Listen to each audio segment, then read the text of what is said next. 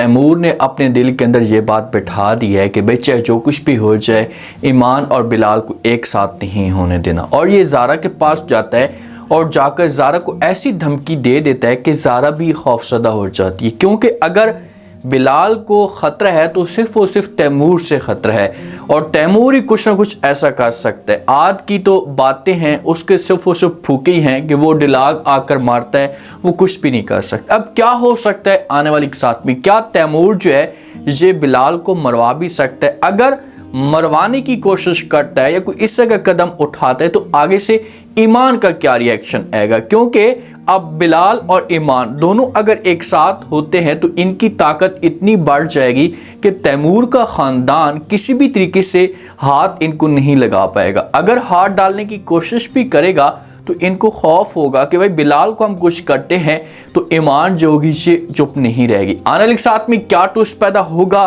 तैमूर कौन सी चालें चलेगा बिलाल को नुकसान पहुंचाने के लिए? बिलाल बेचारा तो पूरी कोशिश कर रहा है कि किसी भी तरह से ईमान के साथ अपनी मोहब्बत का इजहार किया जाए ताकि ईमान के साथ आगे की कहानी चले। अब ये ईमान के पास जिस वक्त जाता है, ईमान के साथ जाकर बात करता तो कहता है कि ईमान आज तुम तैयार हो जाना, मैं आपको डिनर पे लेकर जाऊंगा क्योंकि मैंने आज फ्यूचर वाइफ का इंतखाब करना है या उसके साथ अपनी मोहब्बत का खुलकर इजहार करना है। तो ईमान को खौफ आना शुरू हो जाता है कि भाई कौन है वो लड़की जिसके साथ बिलाल ने अपनी मोहब्बत का इजहार करना। अब ईमान और बिलाल दोनों चले जाते हैं, डिनर पर जाते हैं।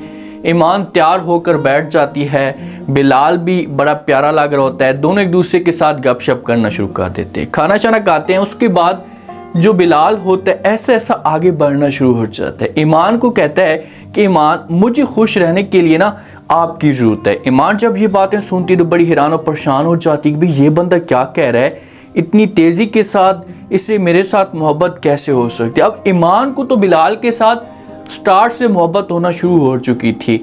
बिलाल ये बात करता है और ईमान को कहता है आप मुझे पसंद करती हैं, मैं तो आपको बड़ा पसंद करता हूँ, मैं तो आपके अलावा किसी और के बारे में सोच भी नहीं सकता। तो ये खुशी ईमान के लिए काफ़ी होती है। ईमान यही बातें बिलाल के मुंह से सुनना चाहती थी। बिलाल जो होता है अपना हाथ बढ़ाता है, ईमान की तरफ करता है। अब बिलाल देख रहा था कि भाई आगे से अगर ईमान का दिल होगा तो ये मेरी तरफ हाथ बढ़ा देगी, अगर ये इनकार करने वाली हुई तो ये किसी किस्म का कोई भी रिस्पॉन्स नहीं देगी। तो ईमान भी होती है भी अपना हाथ बढ़ा लेती है। बिलाल ईमान का हाथ पकड़ लेता है और उसके हाथ में जो वो वाच पहना देते हैं। अब इन दोनों की जो खिचड़ी होगी ना ये पकना शुरू हो जाएगी। अब ये दोनों ऐसे रेस्टोरेंट के अंदर मौजूद होते हैं कि इतने में जो आद होता है, आद भी पहुंच आता है। आज जब पहले ईमान को अकेले में देखता है, अब बिलाल किसी काम के सिलसिले में जा सकते हैं किसी एक साइड पे या एक कोने पे, तो ईमान को जब अकेले में देखता है तो आद को बड़ा गुस्सा आता है और उसके दिमाग के अंदर अजीब तरह के ख्यालात चलना शुरू हो जाते हैं। अब आद के दिमाग के अंदर तो समझो कि गलत बातें भरी गई थी और आद ये समझता है कि सारा का सारा जो कसूर था ये ईमान का था और ईमान ही इतनी तेज़ और चालाक है कि ये लड़कों को यूज़ करती है, यूज़ करने के बाद इनको फेंक देती है। इतने में साथ में बिलाल आ जाता है। जब आद इन दोनों को देखता है तो उसके बाद इसे बड़ा गुस्सा आता है और ये बिलाल के ऊपर टांस करना शुरू कर देता है। बिलाल को बातें सुनाता है कि भाई इसी तरीके से मासूम बनती है, मासूम बनकर ये मर्दों को फंसाती है अपने जाल में, उनको यूज़ करती है और यूज़ करने के बाद उनको फेंक देती है। ये बातें जब अब ईमान तो चुप खड़ी होगी, ईमान तो किसी किस्म की कोई बहस नहीं करेगी। ईमान को इस बात का पता है कि भाई इस इंसान के साथ अगर मैंने कोई बात करने की कोशिश की तो ये जो बंदा होगा ये चुप नहीं रहेगा और ये और भी मेरे ऊपर जो बदनामी के दाग लगाने की कोशिश करेगा। ईमान एक अच्छे वक्त का इंतज़ार कर रही है कि भाई एक टाइम ऐसा वक्त आएगा या आद के सामने ऑटोमेटिक जो असलियत होगी ये खुलकर आना शुरू हो जाएगी। तो उस वक्त जो आद होगा ये मेरे पास आकर माफ़ी मांगेगा, लेकिन मैं जो इसकी बात नहीं सुनूंगी। अब बिलाल जो होता है, बिलाल आद को बातें सुनाना शुरू कर देता है, चुप नहीं रहेगा। जिस हिसाब से आद ने इल्ज़ाम लगाए हैं कि भाई ये जाल में फंसाती है तो बिलाल ये सब कुछ कैसे बर्दाश्त कर सकता है। तो बिलाल मुंह तोड़ जवाब देगा आद को, इससे बोलेगा कि भाई आपको क्या, अगर ये किसी को भी जाल में फंसाती है या मुझे अपने जाल में फंसा रही है तो आपको बीच में बोलने की कोई भी ज़रूरत नहीं है। और घटिया इंसान ईमान ऐसी नहीं है, अगर तुमने ईमान को समझा होता तो कभी भी तुम्हारे साथ ऐसा ना होता और आज तुम इतने जलील और ख्वार ना होते। तो यहाँ से दोनों चले जाएंगे। ईमान रास्ते में परेशान भी होगी, इसके चेहरे के ऊपर उदासी होगी, इसे बिलाल समझाने की कोशिश करेगा, इससे कहेगा कि भाई कोई कुछ भी कहता है मुझे इससे कोई फ़र्क नहीं पड़ता, क्योंकि मुझे आपके ऊपर यकीन है, मैं बिलीव करता हूँ आपके ऊपर, तो आपको परेशान नहीं होना। आज आकर अगर सबूत भी रख लेते हैं ना तो तब भी मैं उसकी बातों के ऊपर यकीन नहीं करूंगा, क्योंकि मैं आपके साथ मोहब्बत करना शुरू हो चुका हूं। फिर जाकर ईमान को तसल्ली होगी कि चलो ये बंदा मेरे साथ मुखलिस है। आज तो यहाँ पर इस तरीके से बातें नहीं करता था ना जिस वक्त आज की कहानी चाह रही थी। आज तो शक की निगाह से देखता था और ये हर वक्त ईमान के ऊपर तंज करता था। अब आज को समझो कि सुकून तक नहीं आ रहा, इसकी रातों की नींदें ख़राब हो चुकी हैं कि यार मेरी महबूबा जिसने मेरे साथ धोखा किया आज ये बिलाल को अपने जाल में फंसा रही है। इसे जेलसी भी होती है और ये पहुंच जाता है ज़ारा के पास।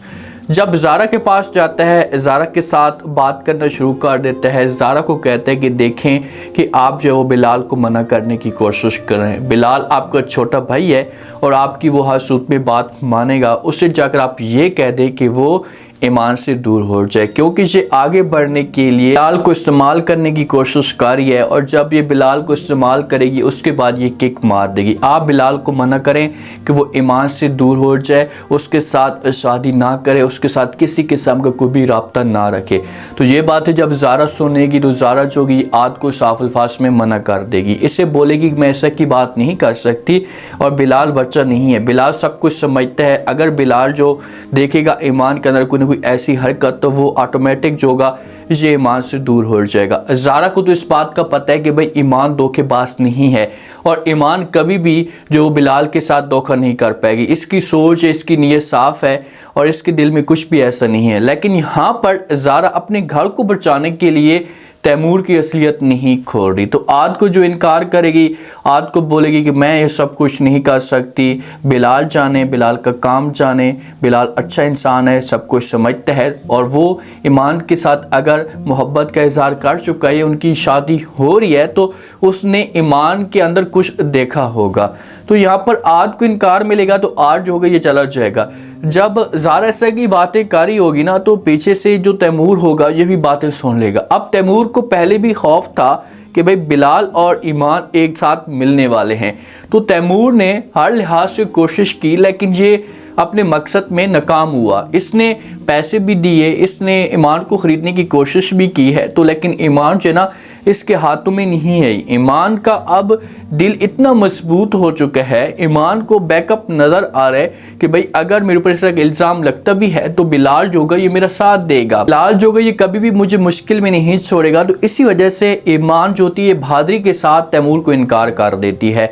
जो तैयमा होगी ये बार बार ज़ारा को मना करने की कोशिश करेगी। अब सारे के सारे चेहरों के ऊपर उदासी होगी तो तैयमा जो होगी ये ज़ारा को बोलेगी कि आप बिलाल को मना करें, उसे रोकें कि वो उसका डिसीजन ना ले और ईमान के साथ ना रहे, क्योंकि ईमान के साथ हमारी दुश्मनी चल रही है तो इस तरह से बहुत बड़ा नुकसान हो सकता है। तो ज़ारा जब ये बात सुनेगी तो ये फ़ौरन जवाब देगी तैयमा को। तो तैयमा को कहेगी कि वो डिप्टी कमिश्नर बन चुका है और डिप्टी कमिश्नर का खौफ तो आखिरकार हर एक इंसान को रहता है। जब इस की डिस्कस जारी होती है तो पीछे से जो तैमूर होता है ये भी आ जाता है और तैमूर जो होता है ना ये ज़ारा को जवाब देता है।